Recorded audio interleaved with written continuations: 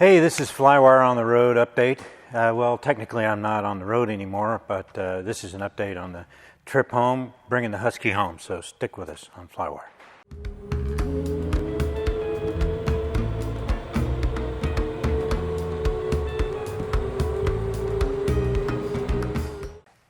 Hey, I'm Scott Perdue, and today on FlyWire I'm going to give you a real quick look at the trip report from my trip to bring the Mike home.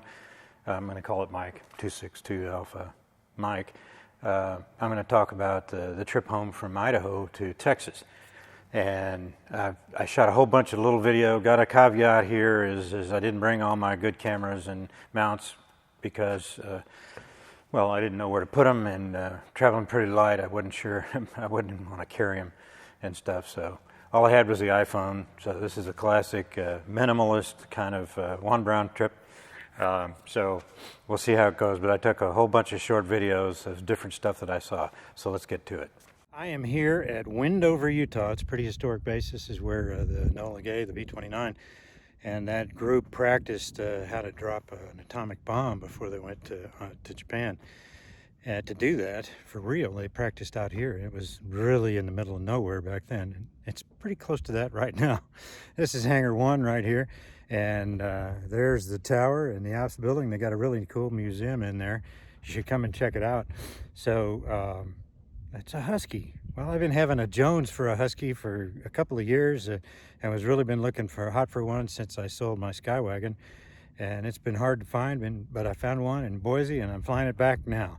So it was pretty much flight plan route. Had to dodge mountains and stuff like that, but the winds weren't too bad. And it burned the right amount of gas that I was supposed to, so I'm pretty happy about that. Great airplane, a lot of fun, and lands short, takes off short. It's going to be a hoot. And this is on the climb out of Wendover, headed east. There's kind of a corridor, VFR corridor between restricted airspace and stuff, going towards Salt Lake City. This is the Great Salt Lake on the western end, and it looks like what they do is they farm salt. I guess they pump brine in and let it evaporate. This is a kind of a look at the southern side of Salt Lake City. It's over there to the left wing. And that's kind of where Corey Robin and Mark and Mike Patey live over there. I think Spanish Fork is just in front of the wing. I can't go there, at least today, because I don't have ADSB. So can't go visit them. But it's pretty country. Looks like a lot of fun out there. So one thing about flying here, I wanted to fly at least 2,000 feet above the ground, give myself options. Unfamiliar engine, unfamiliar airplane, stuff like that. But so I flew, even then it was pretty high most of the time. The terrain is just beautiful. You look at all these rocks, and they're red and they're white and they're different colors. It's just amazing where the trees grow and they don't. Just really beautiful. This is all my iPhone, so it's not perfect, but not too bad. Holding it out to the left. Had to fly with my left hand and operate the phone video with my right hand. So most of the looks are out there on the left side, away from the sun usually, to try to make that happen. Beautiful day, a little bit of overcast, not overcast, more of a thin cirrus, and that was great for the whole trip. Never got hot. Turbulence from thermal heating wasn't a problem at all. So there's just a little bit turby from winds. And most of the winds turned out to be in my face when I started heading southwest. This just struck me. Folds, it's kind of smooth on top here, and it's red. I would suppose it's granite, but it's all smooth. And it's just fascinating. This stuff is just truly cool. This, I think, has to be a fault line. And like I said, I don't know that much about geology, etc., but this looks like a fault line to me, the way maybe it's two different plates that are meeting, and tectonic plates, and one on the left is kind of, from the east side, is kind of rolling over the one on the west on the right side. Just fascinating stuff. This looks like it's folded. It's just folded rock. How did it happen to be so smooth? Does it rain that much, or is it just a result of what rain that they do get? It's really interesting. You don't really see this kind of detail from really up high. And I'm a little chicken because I'm not flying super low either. This is the north end of Lake Powell. Real deep cut in this rock. It's fascinating. I'm headed towards a Cal Black Memorial Airport as my refueling stop, and I was originally thinking about staying the night, but there's no real place to stay there or eat there, so I had to give that idea up. This is the Cal Black Airport right here, and they've literally carved it out of rock. You can see where it's this real rough scree, and then they carved the airport right there. And the gas pump is there on the lower left of the ramp, and then they have a terminal building, and it's manned during the working hours. Nice guy there, and he drives 90 miles each way to work there every day. But nice airport, not busy at all. Rugged terrain. This is actually the private airport there at Monument Valley. I've been fascinated about this place for a long time. First time I've ever flown over it from any altitude where I can see what's going on.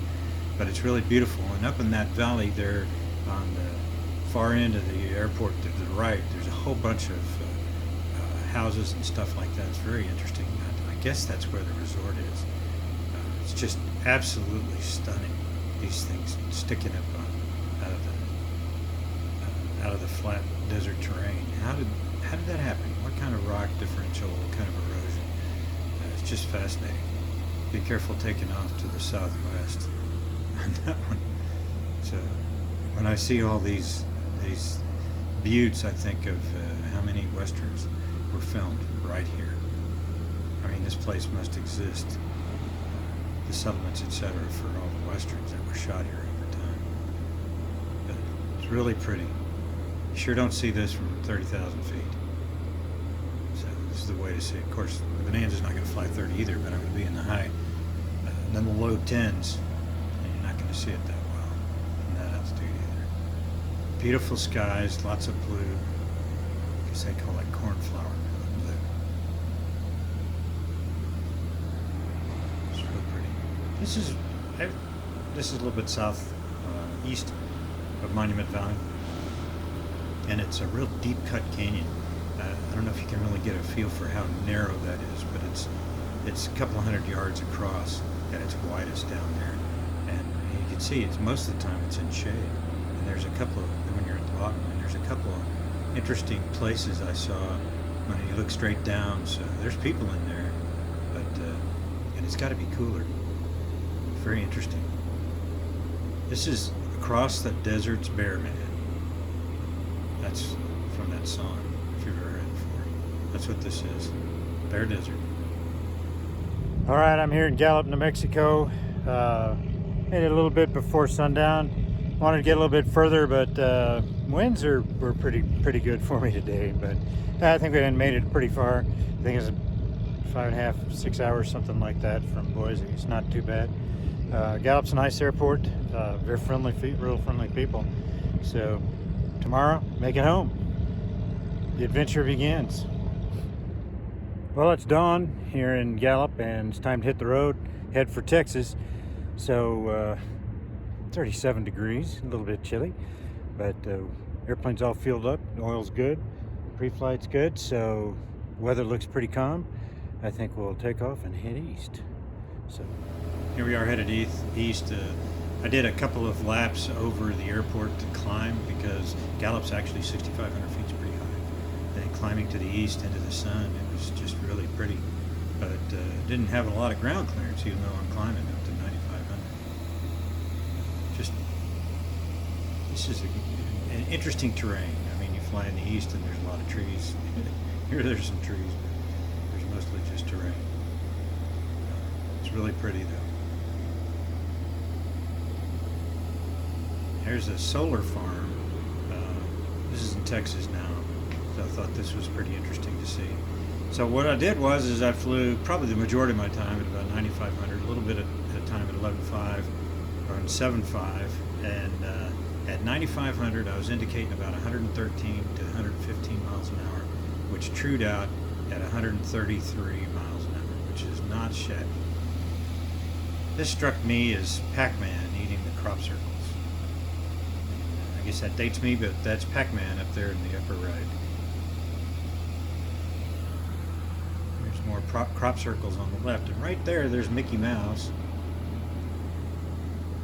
You can tell which ones they water. Not all of them, but some of the crop circles are not watered at all. There's windmills scattered all over the place. I think the proper name for this is the Texas Reach. It's flat and it goes on for almost ever. Not an awful lot of features out in West Texas. This is coming out of level land south of Lubbock, and again it's flat. It's kind of pretty. So that's my trip report. Hope you enjoyed it.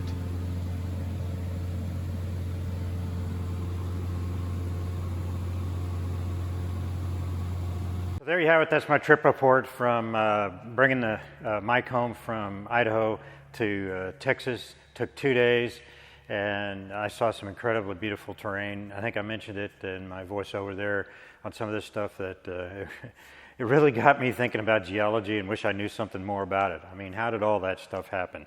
You know, the different layers and the erosion patterns and all that stuff's fascinating. And it's just something I don't know. So something to check out. Anyway, I hope you enjoyed the trip. There's going to be plenty more, I hope, in the future, and I'll take you along with me in the Husky. So thanks for watching, and I'll see you next time on FlyWire. Hey, before I go, I just wanted to give a shout out to DNB Bank of Clear Lake, South Dakota. Those are the guys that helped me finance this airplane. I'm a retired guy, so don't really have the income. People like AOPA won't finance me. So thanks, big shout out to Mark Law at DNB Bank. But I'm going to leave a link below. You go to Greg Peterson. He's the guy that can get you all set up if you want to finance an airplane as well through DNB Bank. So give him a shout.